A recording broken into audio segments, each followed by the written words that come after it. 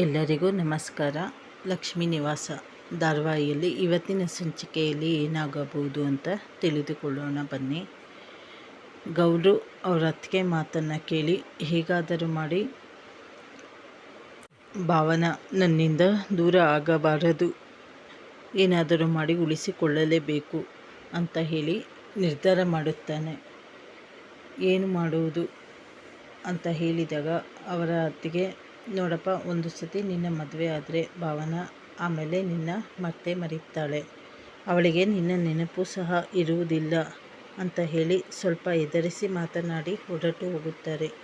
ಇಲ್ಲ, ಅವರನ್ನು ನಾನು ಕಳೆದುಕೊಳ್ಳಲೇಬಾರದು, ಏನಾದರೂ ಮಾಡಲೇಬೇಕು ಅಂತ ಯೋಚನೆ ಮಾಡಿ, ಒಂದು ಸತಿ ನಮ್ಮ ಮದುವೆ ಆದರೆ ಅವರು ನನ್ನನ್ನು ಬಿಟ್ಟು ಎಲ್ಲೂ ಹೋಗುವುದಿಲ್ಲ ಅನ್ನುವ ನಿರ್ಧಾರ ಮಾಡಿ ಮದುವೆ ಆಗಲೇಬೇಕು ಅಂತ ಅಂದುಕೊಳ್ಳುತ್ತಾನೆ.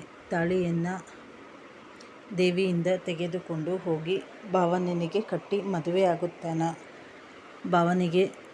ಭಾವನನಿಗೆ ಅವರನ್ನು ಕಂಡರೆ ಬರೀ ಸ್ನೇಹಿತರು ಅನ್ನುವ ಮಾತ್ರ ಅಭಿಮಾನವಿರುತ್ತದೆ. ಅದನ್ನು ಒಪ್ಪಿಕೊಳ್ಳುತ್ತಾರೆ ಅಂತ ಹೇಳಿ ಮುಂದಿನ ಸಂಚಿಕೆಗಳಲ್ಲಿ ತಿಳಿದುಕೊಳ್ಳೋಣ.